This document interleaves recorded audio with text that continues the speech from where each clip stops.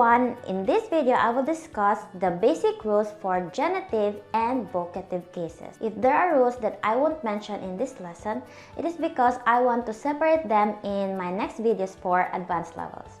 Before I will start, download the PDF which I put in the description below. Let's discuss the genitive case first. Genitive case: of what, of who. For example, what are you afraid of? I am afraid of dogs. Of what? Of dogs. Or who are you afraid of? I am afraid of you.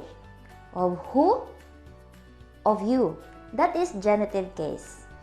Answers the question of what and of who. As you can see in the first page of the PDF, you will see the genitive personal pronouns. You must memorize them. Let's use this in a sentence. We mentioned earlier that genitive case answers the questions of what and of who. Let's use the same example. I am afraid of you. I am afraid is plašim se, and of you as genitive is tebe. Plašim se, tebe. Let's go to the rules in nouns. As you can see, in almost all of them, we are adding a or changing e or e to a, except for the feminine singular, which we change a to e. So remember this. Just the plural form is pronounced longer than in singular. I put a list of quantity words in the PDF. A lot, mnogo, a few or a little, malo, full, puno, enough, dovoljno, several, nekoliko. Most of the time, genitive case is used after these quantity words. Let's look at the example. I know a few of them. I know is znam, a few is malo, and of them in genitive is njih. Znam, malo, njih. Let's have another example. This street is full of houses.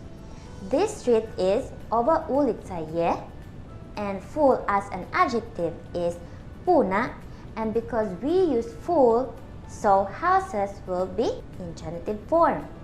So houses will become kuća. Ova ulica je puna kuća. Genitive is used in comparative also. Let's have an example. He is taller than me. He is on je, taller is viši, and me in genitive form is mene. On je viši od mene. It's like the translation is he is taller of me. Let's go to genitive nouns denoting possession. Example, this is the house of my grandmother. This is the house is ovo je kuća, and of my grandmother as in genitive is moje bake. Ovo je kuća, moje bake. Another example, she is the sister of my husband. She is the sister is ona je sestra. Of my husband in genitive is mog muža. Ona je sestra mog muža. Why here is mog and the previous example is moje?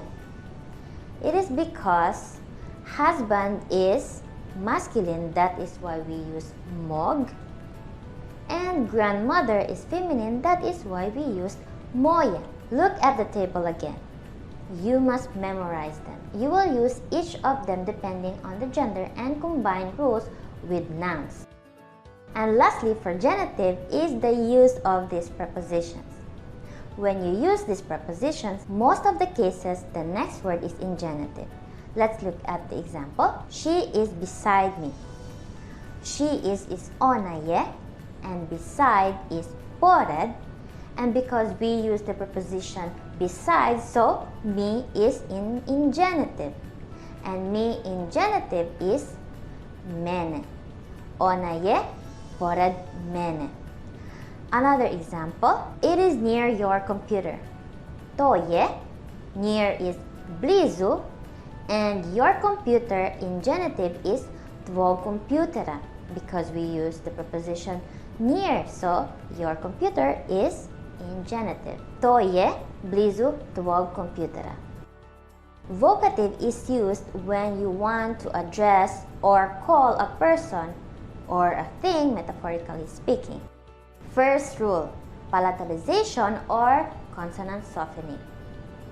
If the ending is k, then change k to and add e. For example, if the ending is g, then change g to and add e. Example. And if the ending is k, then change k to sh and add e. For example.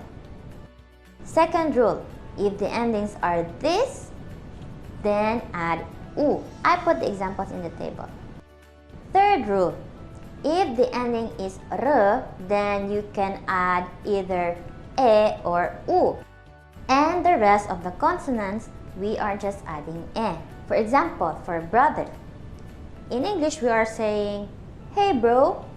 But in Serbian, we are saying, hey brate. So brat, just add e, brate. Si Anja igra brate. And for personal names, same rules. For example, the name David. If you are calling someone whose name is David, then you will call him like Davide. Fifth rule, if the endings are e or o, then it will remain the same. I put the examples in the table. Sixth rule, if the ending is a, it can be changed to o or no changes at all. Depends on the accent. First rule for feminine. Usually if the ending is a, then change a to o. For example, the word žena, like wife. If you are calling your wife, then you can say ženo. So you change a to o. And another example for the name Suza. So if you are calling someone whose name is Suza, in vocative form, it will be Suzo. There are nouns also which ends with a but remains the same. For example, mama will remain mama or Anna will remain Anna. That is all for genitive and vocative cases. There are more rules which I didn't discuss here. Why? Because this is for beginners, and as I mentioned earlier, I will put them in my next videos about cases for the advanced learners. I put a ready-made Anki deck in the description for these two cases so you can practice. If you still don't have Anki in your computer or in your phone, I put the link in the description for the tutorial on how to install and use Anki. I hope these cases lesson videos help you to understand more on how to use them correctly. See you in my next videos. Bye-bye!